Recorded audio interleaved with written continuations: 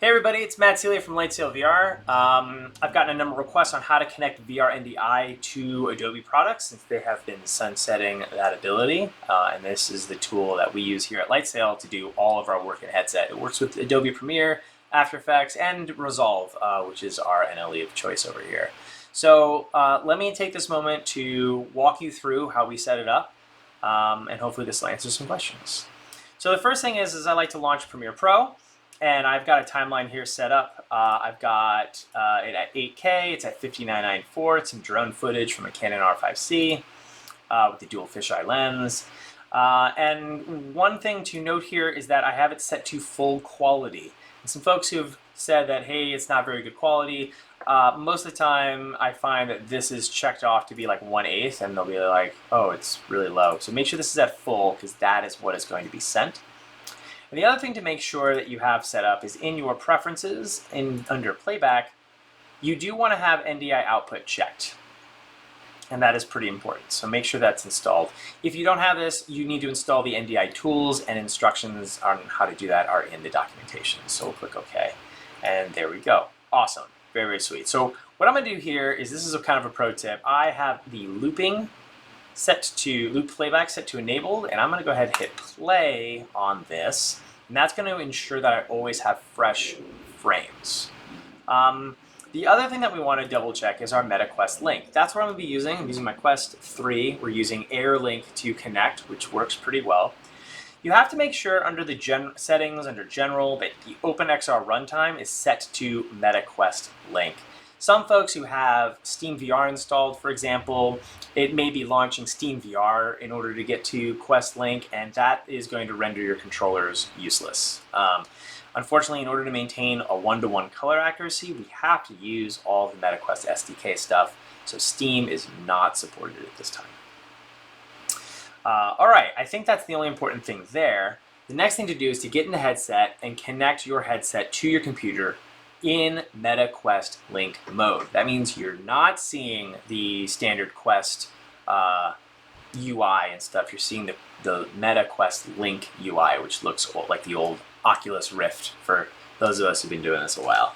So I'm gonna go ahead and do that and connect up there. Okay, I've got that all set up. That's great. And I'm ready now to launch VR.NDI. So when you first launch the program, or download the program, you'll get a zip file, and when you unpack this zip file, you'll see all of these other files here, and the one you want is this Windows executable. So we're going to double click that,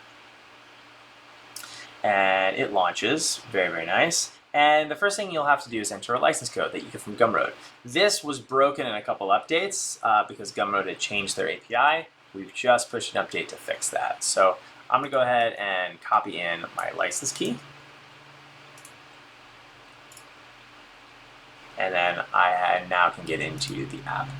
So there's a lot to go through here. I'm not going to do that right now because I feel like there's some documentation, and you could always reach out and ask me questions. Primarily, I want to focus this video on how to get in headset, and that involves this VR button. So before we get to pressing VR to go into VR, we first have to refresh the sources and select Blade 16, Adobe Premiere Pro.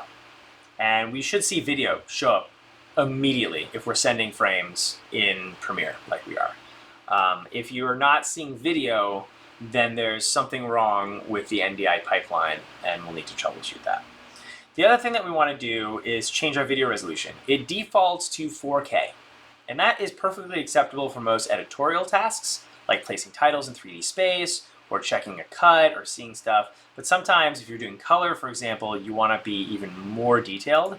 And so you can set this all the way up to 8192 by 4096.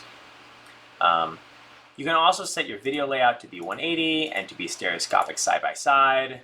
And then, you can go ahead and move on with this and use this as magic window, which is very cool. However, what we really want to do, there we go, let's put it facing forwards, is we want to jump into VR. So what we're going to do is we're going to click this VR button down at the bottom, and as long as our MetaQuest link is active here, this should jump us into VR. So let's give that a try.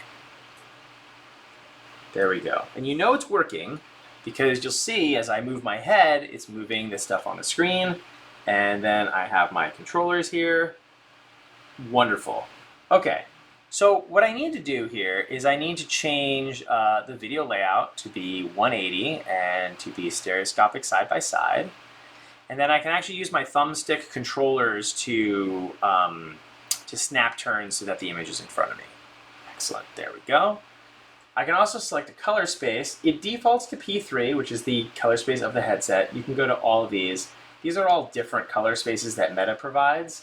P3 is the one that I recommend you use, and that is the default one, because that is the native space of the headset for video content on MetaQuest TV.